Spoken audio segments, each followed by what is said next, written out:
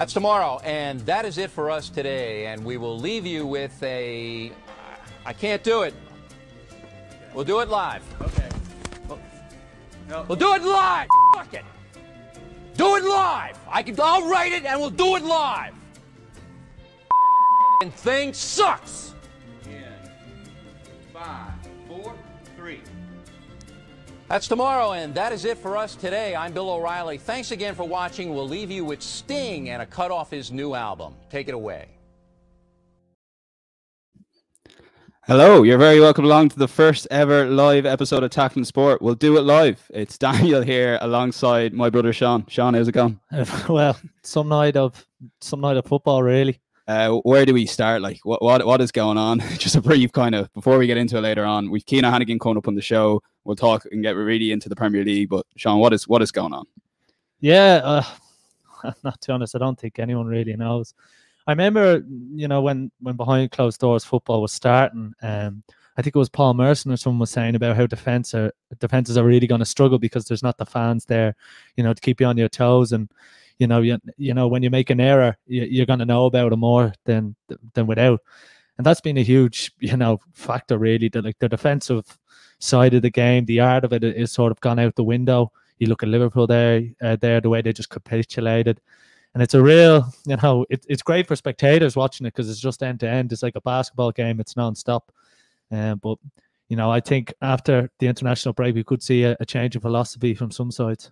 Yeah, like, look, we're going to get into it in more detail in a minute. Let's touch on something you want to talk about just on the general weekend's action before, because it is Tackling Sport. One thing we want to talk about was Padraig Harrington's performance in the golf. Cian, what did you make of that? Because he made the cut on the number, got a really good up and down, and he's ended up with a tied 9th in the top 10 for him, which is brilliant considering he spent a lot of lockdown just hitting driver all the time. Yeah, and he hasn't played a lot this year. Ryder Cup captain, of course. With all that happening and getting called off, and it would have been a huge, week or two around this time if it was to go ahead. So it's great for him. Like I said, he made the cut, had to get up and down from the bunker.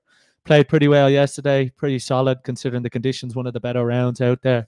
I think a 2 under par round. And then today just kept it really steady again and then eagled the par 5 14th, which really helped him. And he bogeyed the first. And I think when I saw it, and probably when a lot of people saw it, they would have been kind of fearing the worst and thinking, as he got a good round in him, but he just prodded along, kept it going and got himself a top 10. And it's a nice little bit of, form going into what is the European Tour's flagship event next week at Wentworth, the BMW PGA, which is going to have a star-studded lineup. So for him just to get that little bit of, a little bit of form and confidence, he knows links golf like the back of his hand. It's what his bread and butter is, and it's good for him going forward. But he's going to be 50 next year. 50 next year, yeah. So he's still churning out results. Nice of the European Tour to have a bit of limelight now next week with the BMW PGA, particularly as it's been predominantly America all the way through. Yeah, and it's it's their home. Wentworth, it's such an iconic course. You think of all the winners over the years, Roy McIlroy winning there.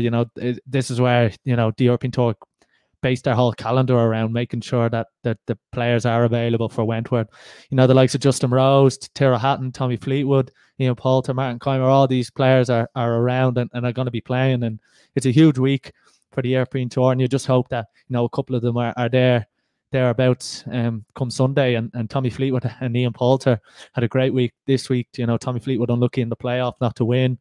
But even that little bit of form going into Wentworth, and it is, like you said, it's a big event because the European Tour has actually done so well post-COVID in terms of managing their events, and there hasn't been as many COVID cases on the tour as there has been in the PGA, and there hasn't been any real criticism compared to the PGA Tour. So it is a big event for them. It's where their home is, and they'll be hoping for a big week and star-studded names at the top. Yeah, just to let you know, guys, if you have any questions or comments for the show, you can see below, get in touch. We'll get to the best comments later on. We've done Dundalk Europa League, as you see, Cian. I know our last podcast was Thursday. We didn't have a chance to really speak of what an incredible achievement. A little bit out of the blue, I guess. And this is just a phenomenal story, isn't it? Yeah, I think the word is a bonus. Yeah. If you take their Champions League qualifier, and they were really, really poor defensively, they could be cut open. Then the fallout from that, Vinnie Perth gone, subsequently John Gill, who was the pro license holder, went, and they're all in disarray. And then they appointed Filippo, and there was a lot of discussion around it, about his pedigree. It was a bit of a left field choice going with a manager from Italy with no managerial experience. And Giuseppe Rossi coming in as well as his assistant. Yeah, and it's just, the way it's fallen for them. And of course, this year with how the Europa League has worked with the champions end of the qualifiers has really suited them, and they've taken full advantage of that. And, even their performance on Thursday night, I thought they were really good. I watched back the game, and it was probably one of the best I've seen them play for a while. Like, I think everyone knows the quality of players they have, the likes of Patrick McElhenney, Michael Duffy, and they just seem to have found a way under Filippo, and it's an unbelievable draw for them. It's kind of matched with the big name of an Arsenal, but you don't mind an Arsenal in that group, because if Arsenal can take 6 wins from 6, it gives Dundalk a chance. All they need to do then is get a couple of results, and then they'll be fine. And I think it's a real big opportunity for them, and of course behind closed doors. And with the way the season's fallen for them, they're not in contention for a league, and this is their big shot at it, and I think they're all set up for it. Absolutely. So listen, we're going to bring in Kiana Hannigan now for our Premier League preview. So we're delighted to welcome you to the podcast, Cian, live. How's things? What a absolutely I don't know what the word is, if you have a word for us, on an absolutely incredible weekend of football, particularly the last couple of games. Yeah, but when it comes to the football, it was just the one of the most mental days, I suppose, in like the history of the Premier League. Like, I think you'll think back from this day, like in years to come, when you'll be like, that game with Tottenham beating United 6-1, like, who could have picked like that? And you thought that was a freak result of the day. And next thing, a team that stayed up by 1 point last year go beat the champions. They were so ruthless by 7-2. It was genuinely just incredible, and nobody could have ever predicted it. But like, that's what we love about the Premier League. That's why it's the greatest league in the world, and long way to continue. Listen, it was absolutely mad stuff. Like, I was so certain we'd be talking about the United Spurs game, and I guess we'll get onto that in a bit. What were your thoughts on the Villa Liverpool 7-2? Like, it was just a bit mad second half. Like, what is going on? Like, yeah, like, I mean, it was an interesting one, because before the game, you saw the injuries that like Liverpool had. They were missing some big players, the likes of Alisson ruled out with net, Henderson, the captain, gone. Then Mane had coronavirus, and even Thiago. I know he hasn't properly been integrated into the team yet, but he's another massive loss. So you look at that, like, that's 4 huge players that would generally be starting most games. Then first goal came. It was Adrian at fault, gifting the ball to Grealish for Watkins to score. And then after that, like, Liverpool just never really got control of the game. They came back into it shortly after it, and they started to put a few attacks together, but they just couldn't quite get the momentum. And then Villa were just so ruthless on the counter attack, and all credit to them. They're absolutely brilliant. They got their luck now with a few deflected goals, but they deserved it all thoroughly. Sean, you wanted to talk a lot about Villa first of all before we move on to Liverpool. How impressed were you? You're particularly fond of Watkins. I know he's a player you followed a lot in the Championship when he was at Brentford. Yeah, I first probably saw him. I think QPR played them this time last year, and they were just so good, Brentford. But Ollie Watkins was pivotal to all they had, and he's the kind of striker that I talked a lot about. If he doesn't score, he could still get man of the match because of what he brings to the team. And he got his goals today, but even in open play, how he pinned back the Liverpool defense. Liverpool love to play with a high line and sort of command from there and keep teams in, suffocate teams like that.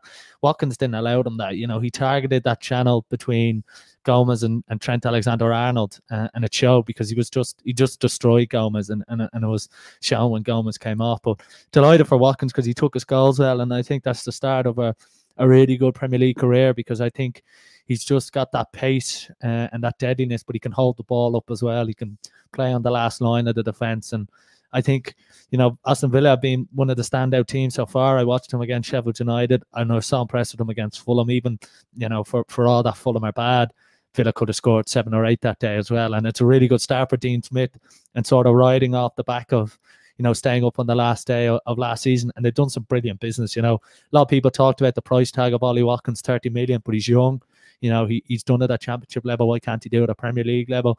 Matty Cash from Nottingham Forest, another excellent piece of business. Ross Barkley on loan, Martinez and goal. So, I think with, you look at Villa now, and last season where there was a couple of question marks, you think, around their goalkeeper, was their midfield maybe a little bit unbalanced. At the moment, they just, they tick all the boxes, and because of the size of the squad, that they'll be hoping to keep the likes of Grealish and Watkins fit. But if they can do so, I think they'll be comfortably clear of any trouble.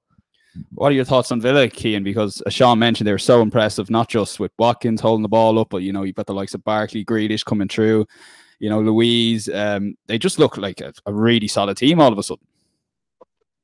Yeah, like I spoke last time when they had me on a podcast there last week, I spoke about how I think they'll gel and I think they'll be a great team, but I think it could take a bit of time. I just didn't expect it to all come together this quickly.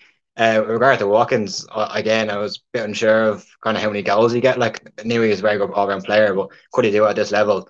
Tonight, he's after proving that he can. It's just all about consistency now. But you look at the game, like Villa, genuinely could have scored 10 goals, maybe even more. That's not even being dramatic here. Barkley could have had a hat-trick, Watkins hit the crossbar. It was genuinely just incredible to watch. And you got to go back to the high line the Liverpool were playing. They nearly got caught out a few times. Well, they did get caught out against Leeds a few times. Arsenal nearly caught them out a few times with it, and Villa exposed it massively today. So, I think they got to take a look at themselves and how they can improve, because teams can see now that that's the way to get at Liverpool, and if they don't change it, it's gonna keep happening. I think, to be honest, for the good of the Premier League, we kind of needed this tonight, this kind of result, because there was all the other top teams were dropping points or were being inconsistent, and you don't want another tight race like last year, which was non-existent, where Liverpool just ran away with it. So hopefully this, gives them a bit of a reality check and shows teams that they are beatable and that you can get at them, and just makes it a bit more interesting this year. You make a very interesting point, Cian, on the high line. You've seen Bayern Munich do it in Champions League. Sean, I want you to bring you in here. What happened with Liverpool in terms of they were really kind of pushing this high line this season compared to last season? They worked quite well against Arsenal overall, albeit Lacazette did have the chance to make it 2-2. Is this high risk worth doing if the front players aren't quite at it like they were tonight, or was it the mistake from Adrian and then just things kind of started happening and maybe they should stick to what they're doing throughout the season? I think, yeah, look, you can't bargain for a mistake from the goalkeeper so early on in a game, but the high line against Arsenal and Leeds, did cause some problems. And when Roy Keane said Liverpool were sloppy, he said they were sloppy because of the high line. And it's something Klopp's aware of. He's pushing. But I just thought, Aston Villa caught them out. And it wasn't even the quality half the time of Villa's balls up there, to beat that defensive block. Liverpool were just so exposed that any old ball over the top, Watkins could get on the end of, or Trezeguet could get on the end of. And it just caused them huge problems. And I'd be really concerned for Liverpool in that sense, because as much as they've got all the attacking player going forward, if you go to most teams in the Premier League and play like that, teams are going to score goals. And it doesn't matter who you've got in goal. If you get that amount of chances to a team, like Cian said, Aston Villa could have scored 12 or 13, and they had that many clear-cut chances. Yes, there was a couple of deflected goals, but that many openings to carve Liverpool through. The likes of Wolves will be licking their lips at that. The likes of, Tottenham, if they play like that against Tottenham could do serious damage with the likes of Son. Just on that though, it's been working quite well for them. The high press, it worked very well, as we mentioned, against Chelsea and Arsenal. Is it not a case that this potentially is just a freak result in terms of the mistake early on, or do you think that there is ultimately problems? Because this is a team that's the best in Europe over the last couple of years, and I know they're only recently kind of really going for the press, but trying to, I suppose, kind of imitate Bayern Munich. Yeah, look, we are talking about the best team in Europe over the last 2 or 3 seasons. They've been the most consistent, but they've got a chink in their armor. And, every team is going to look at that result and go, why can't we do that? We've got better players than Villa. We've got more deadly finishers in our team. And that's the sort of weakness you can't show teams in the Premier League. And I think Klopp has made a mistake there tonight. Even, when it's 4-1 at half time or whatever it is, and they still wanted to chase the game. And sometimes, look what Frank did the other week when it was 3-0 Liverpool. He just sat in and went, right, this is it. The result is not going to change. And I think Klopp probably just pushed it a little bit. And like Guardiola the week before, where Manchester City, that's just the nature of their managerial. That's what they do, and that's why they're so successful ultimately. But at times it is going to pay, and like it happened tonight, it did hurt them. Cian, what are your thoughts on that? Would you have the same kind of views there that, this is a template now that Villa have shown, exactly how to play against Liverpool and their high line, or do you feel that, you know, kind of things went against them and, you know, it may be a case that it was just a one-off? Well, like, you can't deny that Villa did get a bit lucky now with some of their goals, but I think, as I said earlier on, it's not the first time this season already that teams have found this is the best way to play against Liverpool. Leeds, like, did serious damage, and they're very lucky to come away from Anfield empty-handed. And I think that, like, teams are going to just see that, like, you know, even the quality, I think Cian said it earlier on, that the quality of the ball didn't even have to be that good sometimes, because they had such an opportunity there, just that the ball was so high, it's just simple ball in over the top, especially without Alisson there. I know he's back in a few weeks time, 6 weeks or whatever it is, but Adrian hasn't got the kind of, he's not the sweeper kind of role that you want behind the high line like that. So that's another weakness, particularly in the next couple of weeks. But yeah, I do think that teams are going to continue to play like this against Liverpool. If you can keep that front three quiet, which I know is a lot easier said than done, but you just know that if you can get past the high press, you can get out and you can get balls in behind that, you can seriously cause them trouble. I do still think that they are by far and away the best team in the league, and they will be thereabouts, like at the top of the season. We don't want to jump to conclusions after a result like this, that they will still be class. But yeah, no, there's definitely weaknesses there, and I think unless they address that, it's going to continue to happen. Yeah, like Cian said, look, we're not saying Liverpool, you know, aren't title contenders. They're still probably favourites, and they've changed a lot of people in their view. You know, I said Manchester City would win the league this year. You know, I still think it'll be very close between the two. I don't think we will see the level of, you know, 101 points or 97 points, just because of how tight the fixtures are compact with Champions League. Always comes a bit of an issue for sides. But I just think Liverpool have shown something tonight. They've shown a vulnerability that we haven't seen in this Jurgen Klopp side for, you know, 2 or 3 years. And now that will worry Jurgen Klopp tonight, and it will, the likes of Wolves or whoever it is that are going to play them in the coming weeks. Even James Rodriguez and Everton, you know, look at the that's the game in 2 weeks after the international break. Yeah, and exactly. Look at the pace of Calvert-Lewin and Richarlison going in behind that Liverpool defence. And, you know, Everton sort of like to kind of play, now they're sort of playing a 3 up top now, like to also play 2 at times. I think Everton could really hurt Liverpool. That's not to say Liverpool won't score bags of goals, because we know the quality they have gone forward. Mane is a big loss for them, but I just think they've shown a vulnerability tonight that, you know, whatever about dropping 3 points, that vulnerability will annoy Jurgen Klopp more, I think, than anything else. Last thing on this game, because I don't want to spend too long on this game, but it was 7-2, Cian. I was watching the game with Cian, and I said, look, is Fabinho not a better centre-back than Gomez? And I thought it was a bit mad. And then when Jamie Carragher said it, I was like, well, I might be onto something. What are your thoughts on that? Do you think that Fabinho may be a better option there? And, you know, obviously the switch could have come sooner because Gomez just had a bad night in the office. But going forward in big games away from home, do you think ultimately that Fabinho is a better option there and more solid than Gomez? Yeah, I'd agree. The problem with Fabinho is that he gives so much to the middle of midfield as well, that you're massively taken away from that position. But I don't think you can question it anymore. Like I saw the teams come out when Arsenal played Liverpool last week, and I saw that Gomez was a centre half as opposed to Fabinho, and straight away I was like, that's good news for me as an Arsenal fan. Like that's a team I would prefer to see. So I don't think, you know, like that Gomez, like he's probably the weak link there, the main weak link. He had a very, very poor night tonight. He has been good over the last year or two, and he still is, you know, a very young player. He has plenty of time to, you know, he has potential there to get world class. Like, but for the time being, I think that Fabinho is the better centre half. And, you know, the fact that Henderson's out, it restricts them in the middle. If they did drop Fabinho back, I think they need Henderson back in order to move Fabinho back as well. So, yeah, I agree with you in that sense. Yeah, and you know, it's not like it's an overnight thing. For the last couple of years, people have been saying, what's Liverpool's weak link in defence? That channel between Joe Gomez and Trent Alexander-Arnold. Remember that Martial chance that Gary Neville said, that's the channel where you can get at Liverpool. And Arsenal nearly got there, and they didn't quite get there. But Ollie Watkins, at times tonight, just sat on Joe Gomez and said, give me the ball over behind him, and I'll win it. And I'll beat him to it. And how many times tonight did he do that? And he just showed that is a vulnerability. And I wouldn't be surprised to see Liverpool maybe just tweak how they do it. Do they put Fabinho back there? I'm not sure. But we know the quality of Van Dijk. Joe Gomez just had a really poor night tonight. And, you know, for someone that's an England international, that will worry not only him, but Gareth Southgate. sloppy performance. So maybe Roy Keane was right after all. So we'll move on to, before we move on to United Spurs, get your comments in on the live stream. Sean Dunn with the first comment there, where they hung over from the 2 Arsenal games. So yeah, potentially maybe Sean. So get your comments in on YouTube, Twitter or Facebook.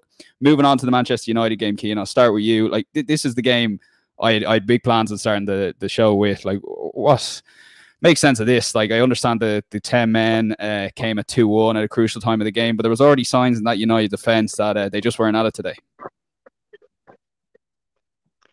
I think irrespective of the red card to Martial, I think United were going to get a hiding today. Like they just look so open. Even prior to that, I mean, it could have been 3 or 4-1 before that. Like Martial did himself no favours. Whether it was a red card or not, remains to be seen. I think Lamela should have walked if Martial walked, in my opinion, but I don't think it was a red. But yeah, I think that like Tottenham were just a better team today. They were just set up better.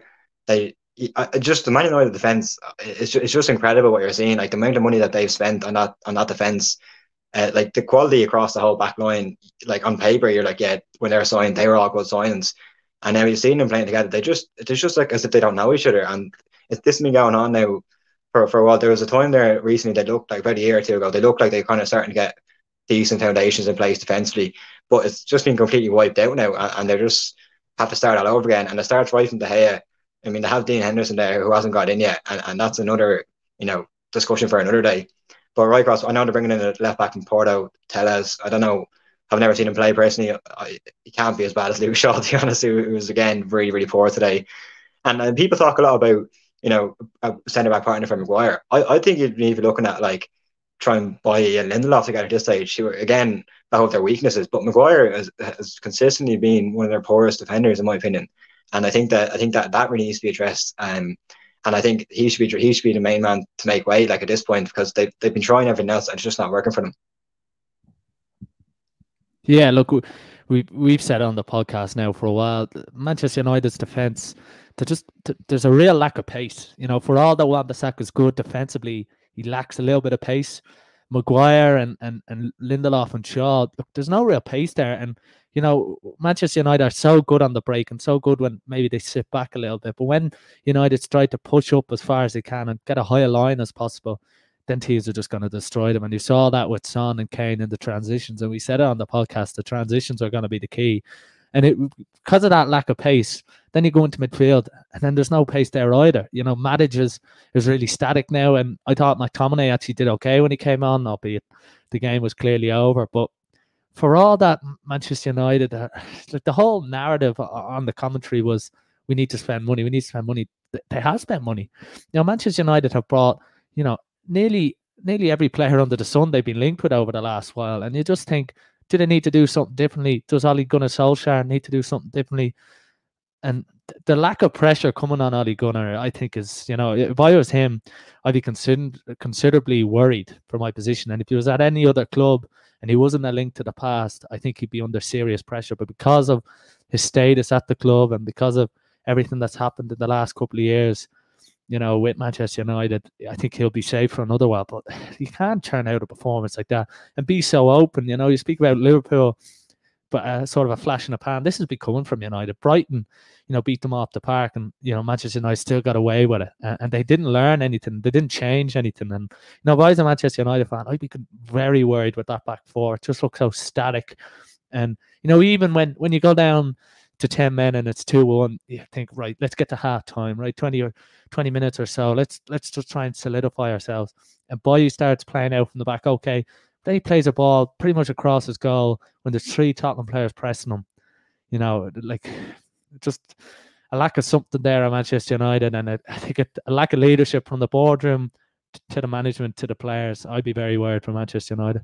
Cian, on that point, so look, a bit of kind of background to what you said there, Sean, in terms of the amount of money spent. Like Ollie spent in the guts of 160 million on Bruno Fernandes, Maguire, Aaron Wan-Bissaka as well. The squad's worth, hundreds of millions. Like you look at that Leeds squad yesterday, 10 of the starting 11 actually came from the Championship. So, that may be an unfair comparison, but like it really isn't. Like Leeds put up an incredible performance against Manchester City and they're well coached. Is Ole Gunnar getting a free time here from the press, and particularly Sky Sports coverage, where it predominantly was on the owners, and they've kind of made a mess of a couple of transfers this summer, but it does feel that Ollie's kind of getting a free ride. it's an interesting one because I think it's clear over a number of years now that Man United always overpay for players. I think they're seen as the most expensive club in the world, I suppose, and other clubs want to make use out of that. I think Ollie's perhaps fortunate that they've only kind of bought. I think Van de Beek is their only main signing. Like they've only spent about 40 million. Don't know what they're going to be doing tomorrow. But I think he's actually a bit fortunate if they don't spend money because he'll have that excuse to fall back on then. If they go out and spend, I know, 150 minutes tomorrow on deadline day, and then they have all these like new players come in, and like he hasn't got the excuse of falling back on saying that he hasn't spent money, he hasn't got the players. He's been given, like I think this is his third transfer window, maybe fourth.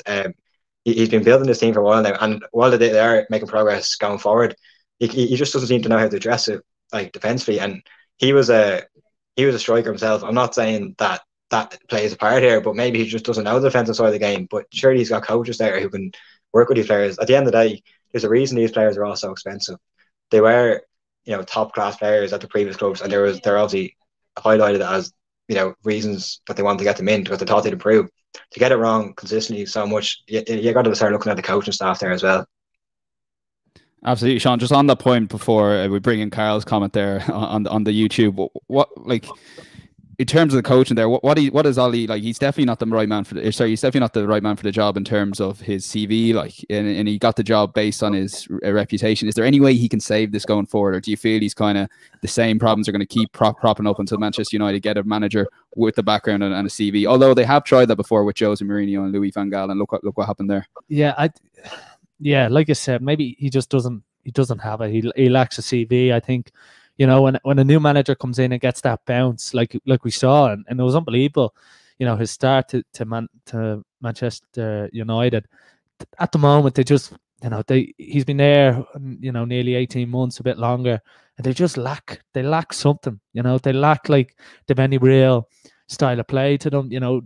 Yes, they can hit you on the break. Would you say they're an unbelievable pressing side? Probably not. You look at the quality of that aspect from other teams defensively is a huge issue for them, and they haven't resurrected that. And when under Ole Gunnar Solskjaer, some of the best nights have come because they've needed to score goals. You think of PSG away, Lukaku scored the goals. They needed to score goals because of their defensive side of vulnerabilities. But look at that, for example, selling Romelu Lukaku, your main goal scorer, someone that gets you out of trouble in big games. I couldn't believe it when they sold him, to be honest. And I think that's just typifies everything that's gone wrong at Manchester United. And all of a sudden, you get rid of someone like Lukaku, who's 26, 27, heading towards the prime of his career. And, now they're linked with Edinson Cavani at 33 years of age on transfer deadline day. You couldn't write this stuff up, really. And you hear Jadon Sancho being linked, but, attacking... It's not the issue, is it? Yeah, it's not the issue. And when you see the likes of Manchester City, Nathan Ake, Bryan Diaz, that's who they've bought this year. That's it. That's our centre halves. We need money, or we need money going towards our defence. It's our weak links. You could argue last year, Wan-Bissaka, Maguire, and they just, Wan-Bissaka has done well, but as a unit, they just look all over the place. And that will be, for all the money you can trash around and spend around, is Ole Gunnar gonna change what's happening there? In my opinion, probably not. And it was too big a job for him to set up. Manchester United probably needed a boost after Mourinho and Van Gaal, and they got it. They got their night, for example, away at PSG, and they thought they got their club back, and it's just sort of fallen by the wayside. And now I think it's the ideal time for a Pochettino or an Allegri or a top coach to go in and take over. What on Carl's comment there? Imagine if Cian was in the Sky studio, what would he have said, John?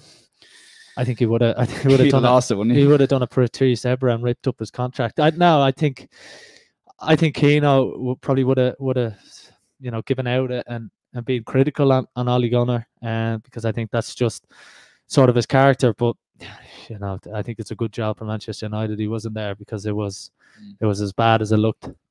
Cian, before we move on to Tottenham, I want to talk about Paul Pogba, because this is a thing that's gone on for the last couple of years, and we're all kind of tired of talking about it. But it's still a problem. Like, Manchester United are not getting the best out of Paul Pogba, who has the talent to be one of the best players in the world. Like, with that current team, where would you play him? Like, would you try and fit him into that front four, or do you think he can play alongside a Matic? Like, because a lot of the time, for example, people are saying, like today, Matic can't play with Pogba. But like, is Matic the issue here, or is it Pogba? Like, I think for Pogba, as I said, this has been rumbling on for a long time now, and there's been several managers who just haven't got the best out of him. I just don't know for Pogba if his head is whether it's not in the club or whether it's just not in the game. He's had so many chances now, and for me, I think his time should be up, and they should be looking to move him on. I know there was loads of speculation in the past about that, but he consistently just gives the ball away a lot. Don't get me wrong, he's a top class player on his day, and he's probably one of the best midfielders in the world on his day. But how often does his day come? It's very, very rare anymore. Like, I can't even remember last time he took a game with a scruff of neck and really controlled it. I think, as I said, that they should be looking to kind of move him on if they can get any kind of decent money for him, which I'm sure they could. For he's still not, like, he's still in his 20s. They could, and I think they should take it and enough to reinvest that money somewhere else in the team as a replacement for him. In terms of like Matic, like his legs are gone. I think he just hasn't got the pace to get around the pitch the way he used to. Don't get me wrong, he's never a quick player, but he was always there to break up the play. He always kind of read the game well, but he just hasn't got the legs anymore. And to have him in there beside Pogba, it's not helping either of them. I think in this current team, I think Pogba should be playing higher up the pitch, but then where does Bruno fit in? I think Bruno is the better option, but I think if you were to take Bruno out, Pogba would be a better replacement. I just don't think as a deeper player he should be playing it. As I said, he gives the ball away too much, and that just brings pressure onto the defence. And I think his time is up, and he's just causing more and more problems. He's too big a personality, and he's just not contributing enough in the way big personality should be. Sean, I'm Paul Pogba because I'd have a bit of fatigue talking about Pogba, but I do feel it's important to talk about it, because just because people are kind of tired of talking about where to play Paul Pogba, how do we get the best out of Paul Pogba, doesn't mean it's still not an issue. Like, it's a serious issue for Manchester United. It's something that's not kind of been talked about the last few months. I feel like it's kind of gone away from Paul Pogba to the board, to the Ole Gunnar potentially, to the back four, but where can you fit Paul Pogba in? Like, United signed Van de Beek, and in fairness, you did say, like, where does he fit into this team? So can you get a team that has Paul Pogba, Van de Beek, Bruno Fernandes, Rashford, Martial, Greenwood? Can you get all them into one team, or do you have to kind of say, look, we need to kind of get a style of play first of all, and then find a way to get Paul Pogba and make him the main part of the team?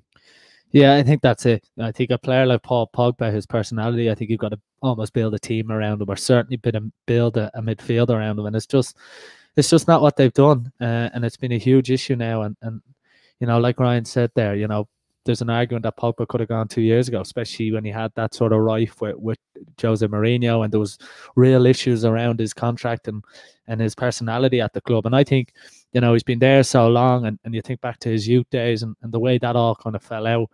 I think it's time now, and it's probably been time for a couple of years, but Paul Pogba could move and go back to being one of the world's best players. He's just that type of player. And if Manchester United were to build a midfield around them and sort of build a team around them, I think that's where they get the most out of him. But at the moment, like even today, he just looked so poor, and he looked as if he wasn't going to affect the game. And then you just go to other midfielders in the league who are consistently doing that, and he's just not there. But it's like, it's not doubting Pogba's quality, because he could go to a Liverpool and be successful. It's just not happening for Manchester United, and it's been like this for too long, where both parties should just cut ties. I'm actually a big fan of him. I think he's a great player, and I just don't think Ole and Jose are getting the best out of him. And I do feel for a player like him, he is good enough that you build a team around him. But Cian, just one on Shane's point there, we'll just get it before we move on to Spurs. Like, if Martial went to ground at the same time as Lamela, would the referee have had no choice but to send both of them off? And do you feel, regardless, should they have been sent off, both of them? To be honest, I think it would have been a very embarrassing situation for both players if they both had gone to the ground. It would have been comical, but I think it would have left the referee with definitely more of a decision to make. I think maybe Lamela was clever by going down. I think that he kind of gave the referee a decision to make. I don't know if he stays on his feet, if Martial gets sent off. I don't think he does.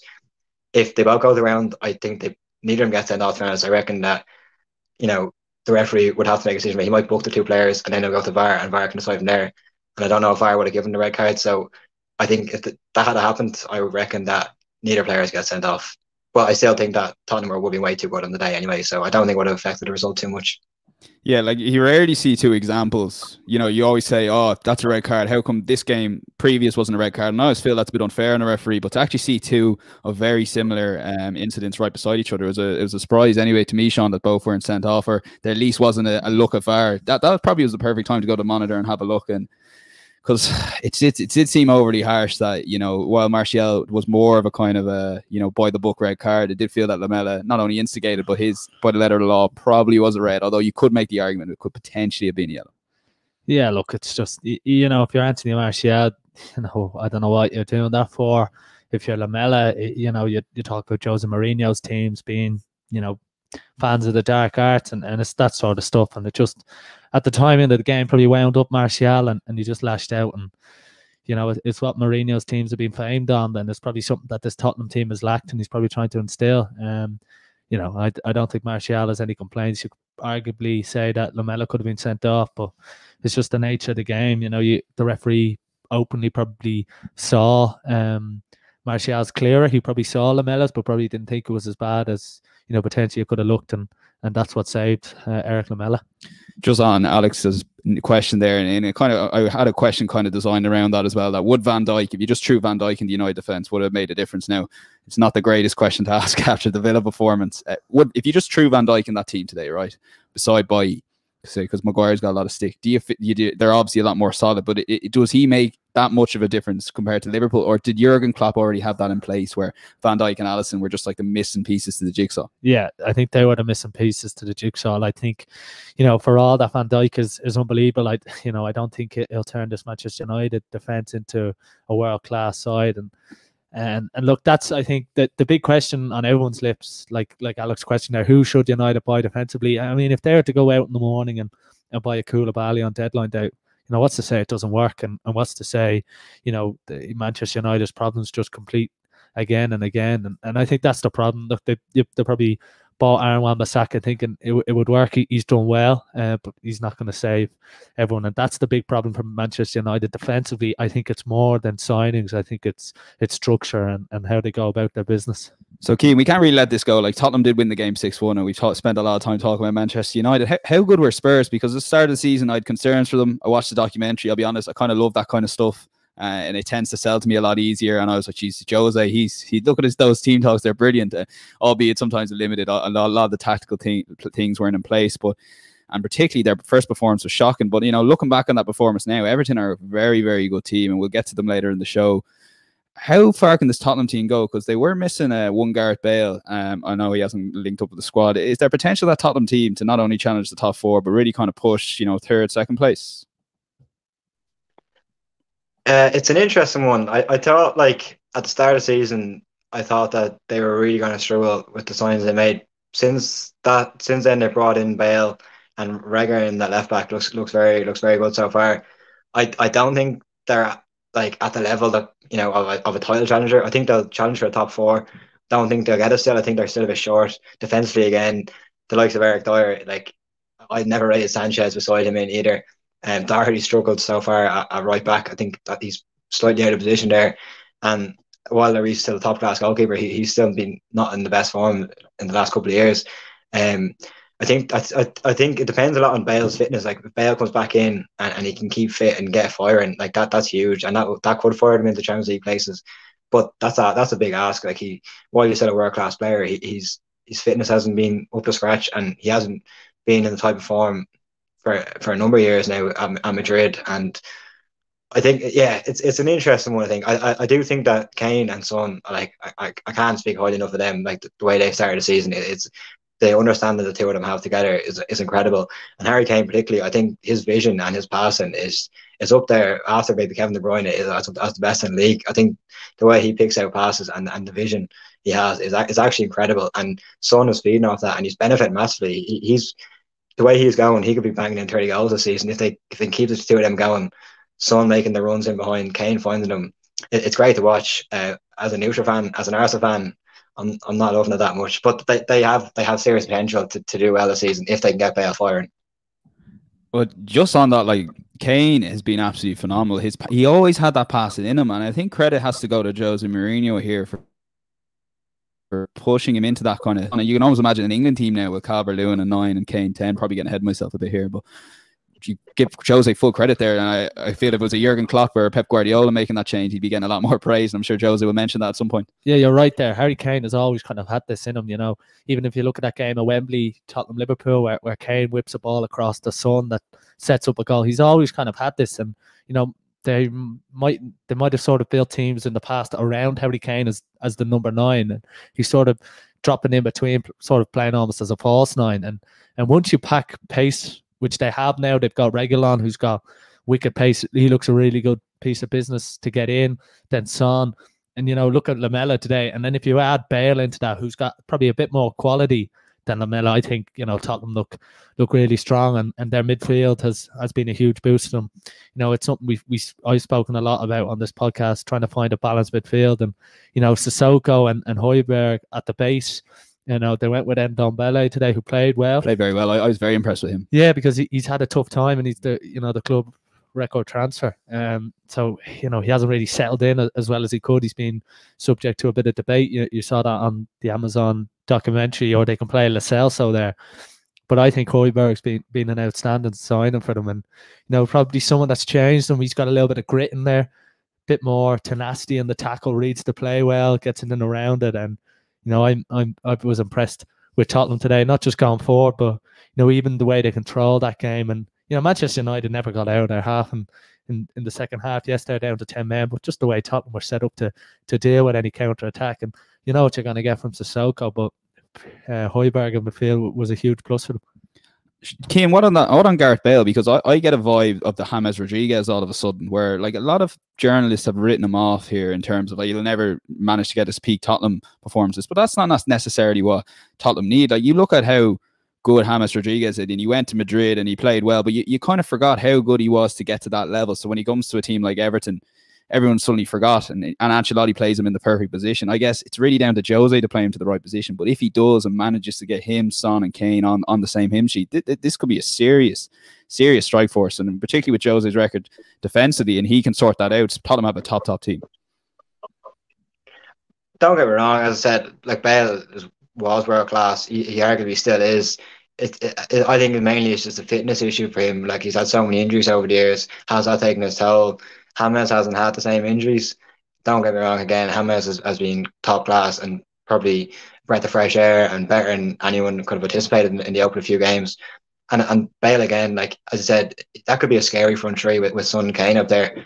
Like, no team will want to defend against that. But it just is a question of whether he can get him fit. Like, Bale is one of these players. Like, he's won Champions Leagues, he's scored Champions League finals. He's incredible. He had a very good career prior to leaving for Madrid. He was best player in the league at Tottenham, and you don't just lose that like after, you know, a couple of years away. It's just whether he can get back to that level again. I mean, he's into his 30s now. He's, as I said, he's had a fitness issue, so it'll be interesting to see how it goes. You can't write him off. He might come back and he might start firing again, which would be great for the Premier League to see again, like another great player come back in, and it will show Madrid that, listen, you're signing these lads like the likes of James and Bale, and you're not playing them, and you're ruining their careers to a certain extent.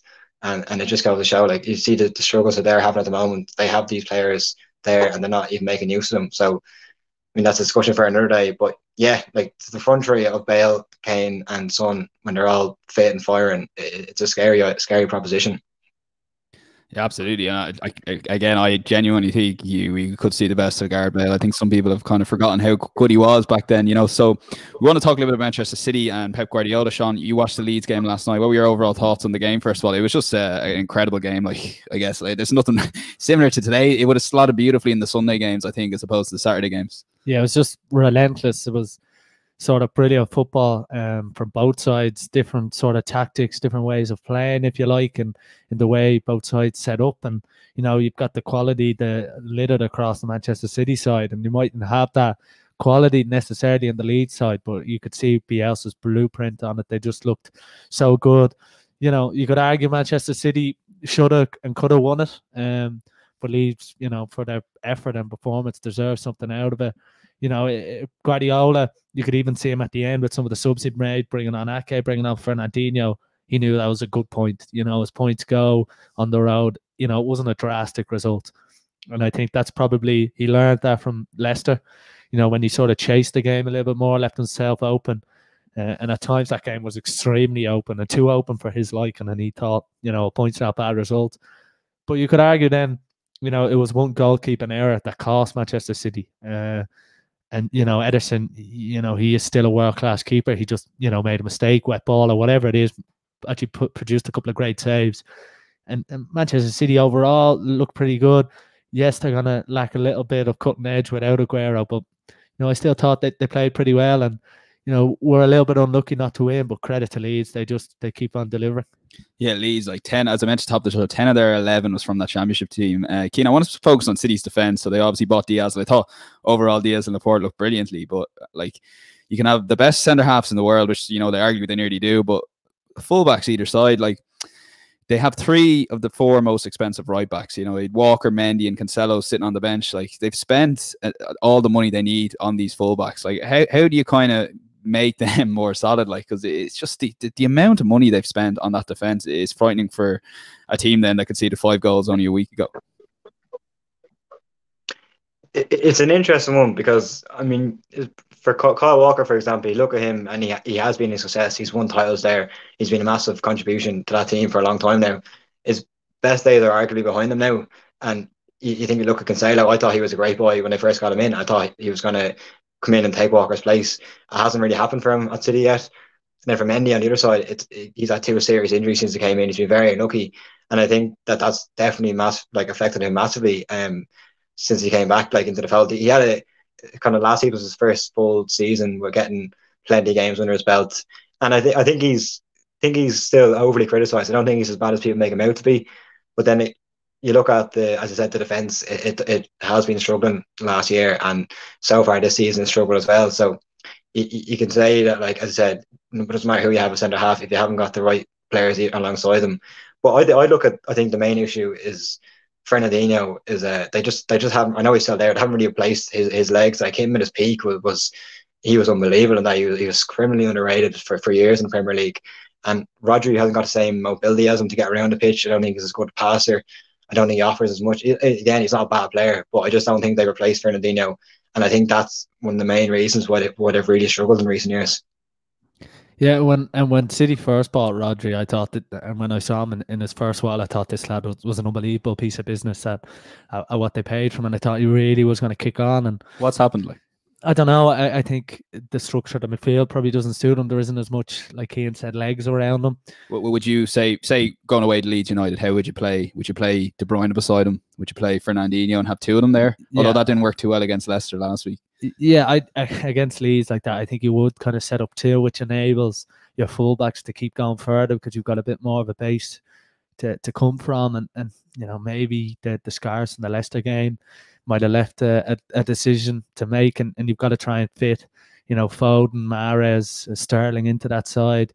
Bernardo Silva looked really good when he came off the bench, so you'd imagine he'll slot in somewhere there. But just going back on Cian and defensively, I actually thought Johan Diaz looked really, really good, looked really kind of no-nonsense defending, pretty sharp. And, if he can form a partnership with Laporte, that might propel City further. But, Mendy, you can't really rely on Mendy, and that's been a problem for them. And, I wouldn't be surprised to see some sort of late order business tomorrow from City potentially. Well, as I said, they've 3 of the top 4 most expensive fullbacks, so fair play to them if they want to spend under 50 million. I want to talk about the team top of the league, and we'll share the league table here as you talk for people watching on YouTube, Facebook, and Twitter.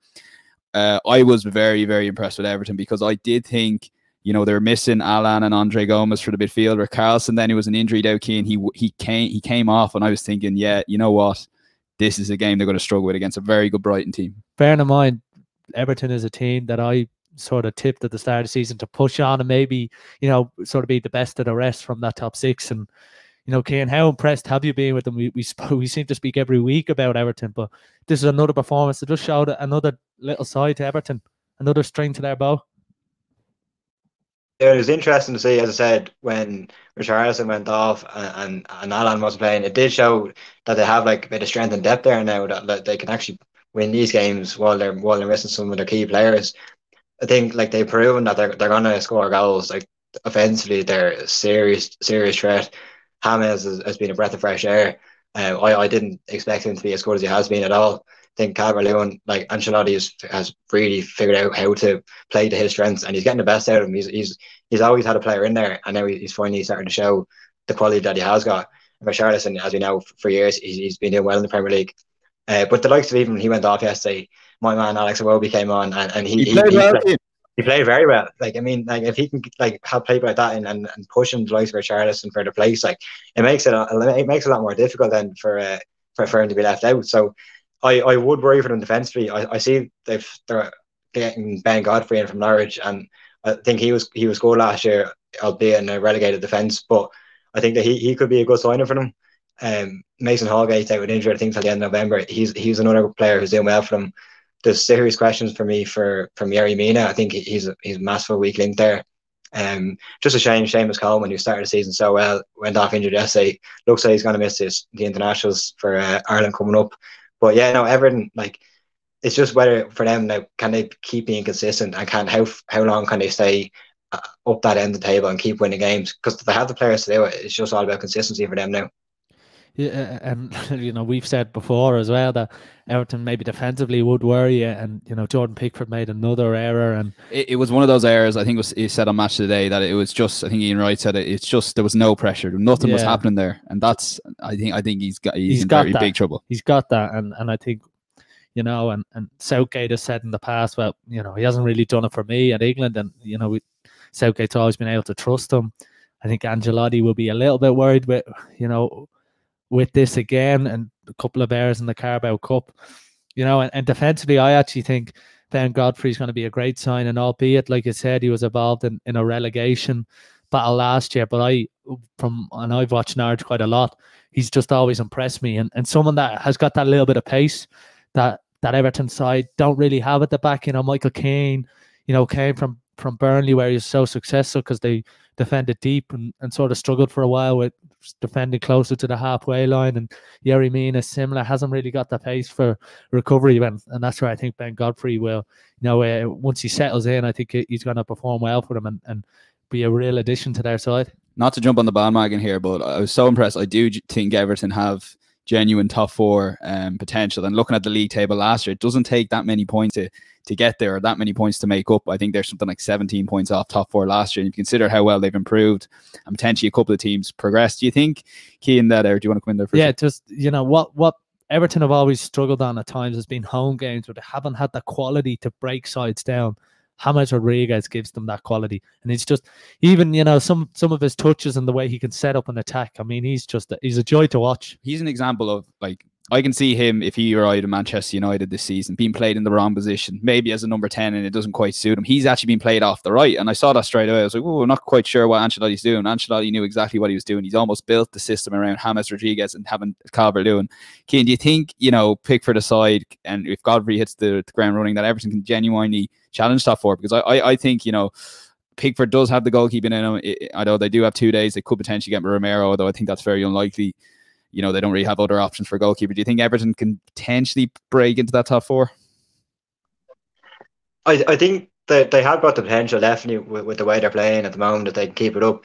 With regards to Pickford, they seem content enough with him at the moment. Ancelotti backed him there, came out last week and said how highly he rates him. I think I can't see them buying another goalkeeper tomorrow. I think that they're sticking with him. But you got to remember, like, we're already into October now. Like, January is not that far away. So if they can keep playing well and getting results, even if Pickford is not playing well, like, it's not that far until January till they have the opportunity to replace him again. Regardless of James, again, like, I mean, this is the third time Ancelotti's had him in his career. Like, he's bought him for the third time. He knows his strengths, like, so he was bringing him into the team knowing full well what way he was going to play him and how to get the best out of him. And I think that's probably one of the main reasons James came to Everton. Like, realistically, it probably wouldn't be a team that he would have ever considered only for Ancelotti was there. He knew that he'd get the best out of him, and he knew that they worked well together. So again, it's good for Premier League that he's there. And I do think that they genuinely harbour top four ambitions now with the way they started. Before the season started, I would have said pushing for the top six would be a very successful season for them. But the way they've started now, they really have the potential to go on and challenge for top four. Exactly, and I just think like easy comparison. Look, compare them to Manchester United. They're United are miles off Everton at the moment. You know what I mean? Like they do have it going forward, but Everton seem to be more solid. And even though they're carrying that defense, they still have a style of play that gets them out of trouble. You know, Brighton scored a couple of goals, West Brom scored a couple of goals, and they still managed to dig out those results. But we'll move on to Chelsea. Shane's got a comment in. Shane Sexton here for those on the YouTube channel there that he actually lost the predictions there to Jim. He was unfortunate. Jim, Shane won it, didn't he? Apologies. So Shane will be on in 2 weeks. And Jim at one point labelled Ben Chilwell a pony. With Tackling Sport firstly, would like to distance ourselves from those comments. I don't know how we even let them air, to be honest with you. Yeah, and I think Chilwell proved them, but he struggled a little bit at the start. But I think he suits that Chelsea team, and you know, if they can get him high and wide and maybe enable a Pulisic or a Havertz to come in field a little bit more and sort of play and stretch teams defensively as much as possible. I'd say a pleasing performance for Frank, although he'd still be worried with the lack of form of a Werner and Abraham. There was a little bit of debate at that penalty for the that was interesting. I think it was handled well enough, though. I think. Yeah, I think it will sort of diffuse the situation, but you know, when Chelsea played Brighton and Jorginho took the penalty, you know, I was going, why isn't Werner taking it? You know, Jorginho... fantasy team aside. Yeah, Jorginho's a really good penalty taker, but Werner took them for Leipzig as well. So it's not as if he's immune to it. Do you think that's important for a striker? Because if Timo was taking the penalties, I'm on first name basis and I'm a big fan, and although it's not quite working out at the moment, like if he insisted on taking penalties against Brighton, he'd have been off the mark nice and early. He earned the penalty.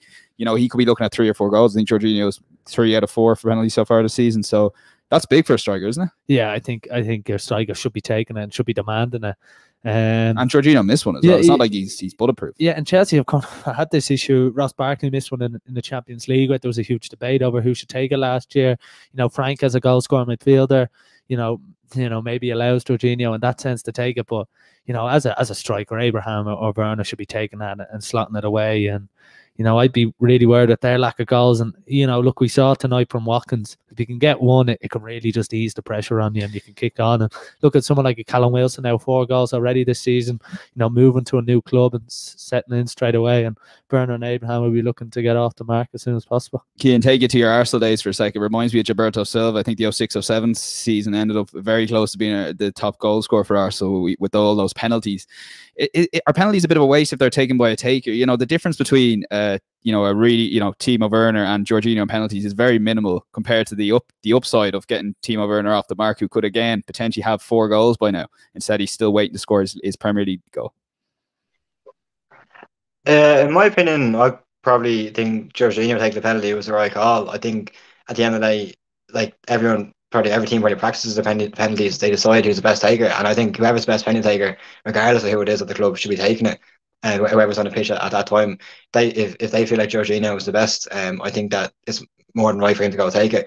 I don't think like I even look at, like, for example, on the you go back to Arsenal, like Aubameyang's a quality penalty taker, but a lot has been said about Maitland-Niles in last week that he's taking penalties so well. Like, if Aubameyang's out missing a few, I'd have no problem with someone like that coming in and starting to take a few penalties. If he's the best penalty taker, at the end of the day, you want to get the player who's most likely to score. And I don't think I understand the argument for saying get your strikers off the mark. It is important, but then what happens if they go and miss, and then it just dents their confidence even more? I think you just got to get your best penalty taker taking the penalty and just get the ball in the net the most likely way. See, I think just with the say like, you know, Jorginho's 90% likely to score a penalty. I think Timo Werner will be somewhere around the 80 to 85%. You know what I mean? There's very minimal difference, and I think the upside of, you know, Timo Werner scoring a goal or your striker scoring a goal probably precedes that. Or you would really kind of focus on, you know, just get the goal as opposed to the striker going forward. Like, I'd be thinking more long term with that. Although I do take your point. Would you consider then, like, if Werner was scoring goals already, say he banged in 3 or 4 goals already, would you still want him to be taking penalties, or would you be happy for Jorginho then to step in? I'd stick with the strikers, like, because I think that them scoring goals is so important. You know, I was actually surprised, although Richarlison's on penalties for Everton, which is fair enough. You know, if I'm Calvert-Lewin, though, I'd want to be on penalties, because the more goals. Look at Vardy, for example. He's only scored 1 goal from play. Do you know what I mean? Yeah. And if someone like a Maddison was taking penalties, I know he's been injured this season, he'd have been missing out on all those goals. Suddenly Vardy's thinking to himself, I've got 4 or 5 goals this season. You know what I mean? And it's just such a massive difference. You want to come in. And even, do you remember Leicester in that title year when Mahrez and Vardy seemed to swap penalties every now and then? You know, look at it. The player who scored the most goals open play last year in the Premier League was Danny Ings. He didn't score any penalty goals because, you know, James Ward-Prowse.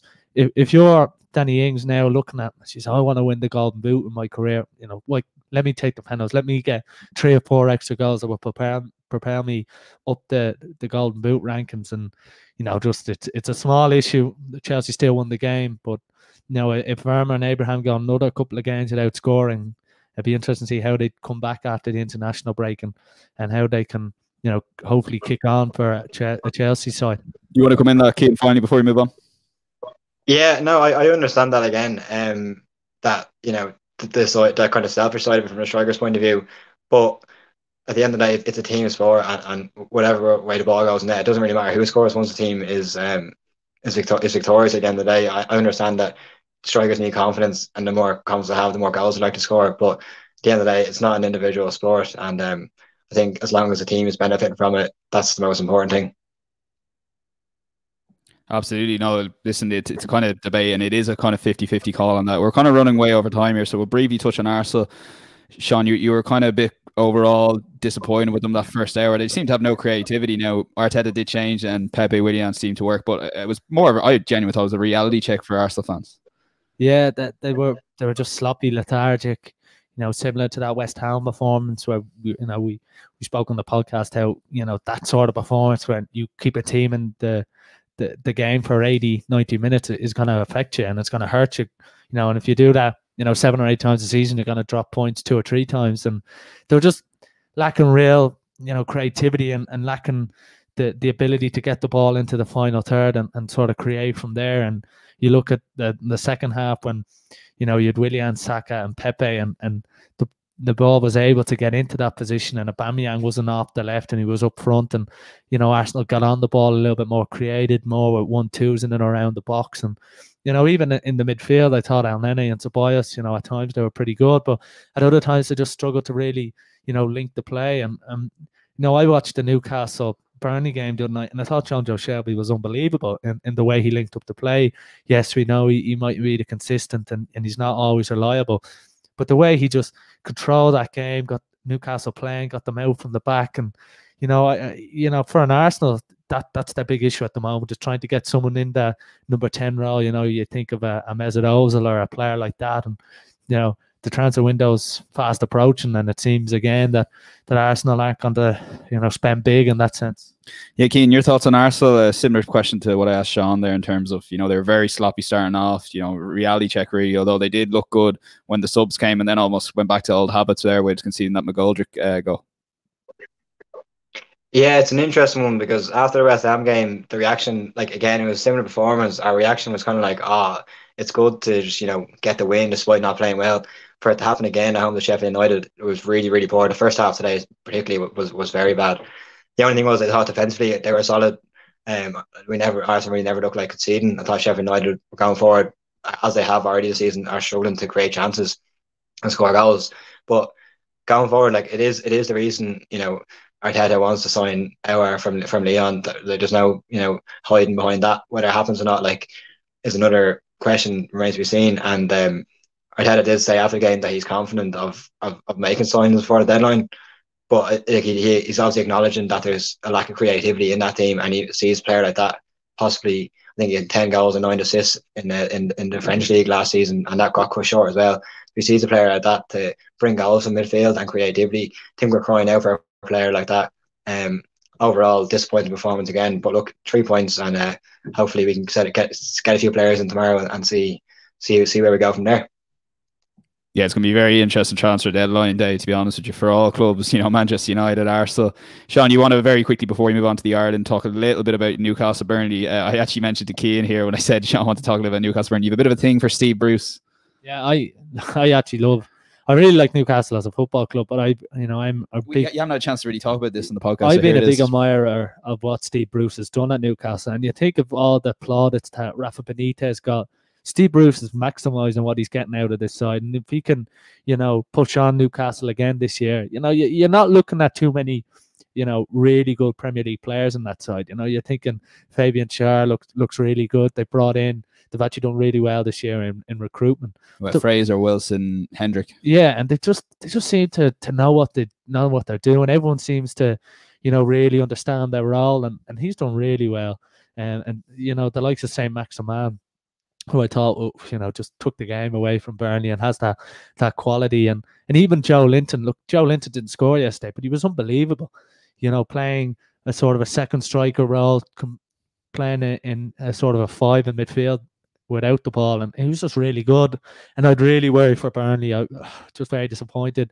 I thought Tarkowski, for all that he's being linked with a deadline day move to a West Ham or whatever, just thought he was really poor. It was tough for him to come in back from injury or straight back into the team. At times I thought he looked sort of disinterested and not really, up to the level required. And Burnley are really in a pickle here, and they've got to get themselves out of it. And 4 games, no wins, nothing really positive to take from it.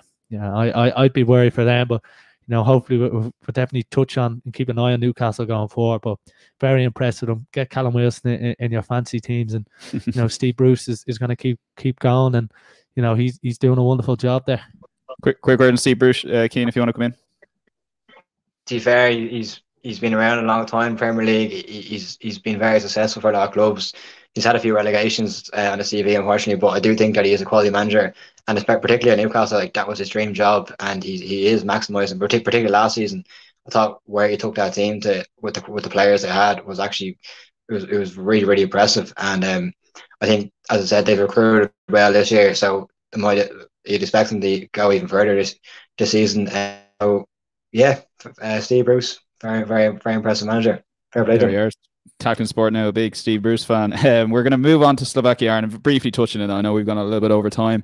Sean, you wanted to talk a little bit about this game. I guess we're going to have for those listening, we're on Wednesday in your podcast feeds, we're going to have a deep dive into picking our starting 11s, etc. with Oisin McKearns from Pundit Arena. So that'll be in your podcast feeds Wednesday morning.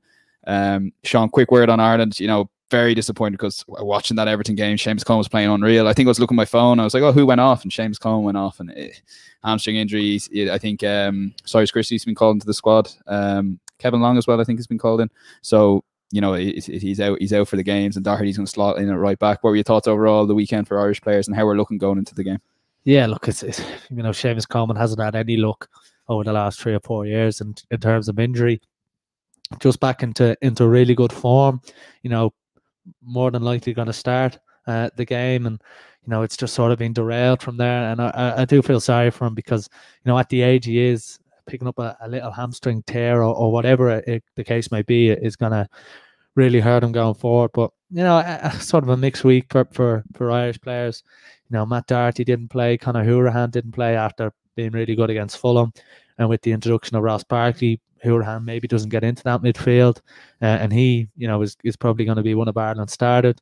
John Egan came back from suspension, which was good for him to get Premier League minutes under his belt. And just looking across at other performances, David McGoldrick, good for him to score, took his goal really, really well, and like we said, get a goal early in the Premier League season, and hopefully he might kick on. But it's going to be a really, really tough game, and it's hard to know what to expect. And that's the problem. Stephen Kenny hasn't had long with this group of players. And we just got to really battle it out and just try and stay in the hunt for next month. Cian, final word to you on Slovakia, Ireland, I guess, or just the Irish players and how we're looking in it. Like Connolly played okay, I thought. Hendrick did pretty well. Stevens and Egan were, okay for Sheffield United. Callum Robinson got 2 goals last week. So we players in and around Premier League teams and starting for Premier League teams. So it's just a question, can Stephen Kenny manage to put a side out to beat Slovakia and get us into a proper playoff then for Euro 2020? Yeah, I mean, defensively, we generally seem to set up well. So the main concern is the goals. It was good to see McGoldrick score today. We've been really impressed with Aaron Connolly so far this season. If he can start, I know he got one recently, if he can keep adding goals to his game, I think he'd be a real asset for Ireland going forward. So I'm looking forward to the game. Again, shame about Seamus Coleman and the right back situation isn't ideal with Doherty not starting. It's good to see John Egan back, as Sean was saying.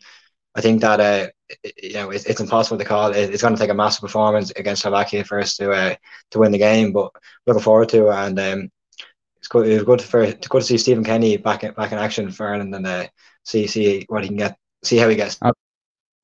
Absolutely, and we're looking forward to Tackling Sport, the place to be to cover there. So you've got the preview coming up on Wednesday, but that's it, lads. Really appreciate your time. First time doing the live stream, and thanks for listening. If you're watching, if you're listening on the podcast, we really appreciate you listening. Get us on social media at Tackling Sport to keep up with the show. Remember that podcast is in your podcast feeds Wednesday morning, as I said. And on that theme, guys, seeing us out this week is one of Ireland's greatest ever goals scored by Robbie Brady and Lille. So that'll be nice. I was there. I hasten to add. Sean was there. Cian, you were in our house when the folks were gone, and we had I think a few lads spilled a bit of beer on the couch, but it was a great moment. Yeah, great times though. Great times. Oh, brilliant. One of my regrets from that is when Robbie Brady scores, I was sort of on the edge of the row, and I ran down because Robbie Brady was coming towards us, and then he ran around and kind of inevitably celebrated in front of his brother. But all I was thinking was, come here. Yeah. What could have been? But it was an unbelievable night. And you have a photo, don't you, from the game? Yeah, we do. Yeah. It should be in social media now. Yeah. Look, we've had some huge nights over the last 3 or 4 years. You know, we've been, you know, kind of spoiled in that regard. You look at other countries mightn't have had the success that we had of a similar size, but you know, here's hoping the lads can do it again and sort of battle in and, you know, lace their boots up and do what, you know, we know they can do, the likes of Shane Duffy, and really put in a performance and hopefully just get us into November with a chance, and because we need to qualify for our own Euros. And you know, all the best to the lads, and I hope they can do it. Yeah, I was a bit of a watching the video earlier, so I hope you guys enjoyed on the live stream and on the YouTube video later on. So all that's left to say is goodbye from Cian. Goodbye. It's goodbye from Sean. Goodbye. And it's goodbye from myself. Have a great week, and we'll chat to you later.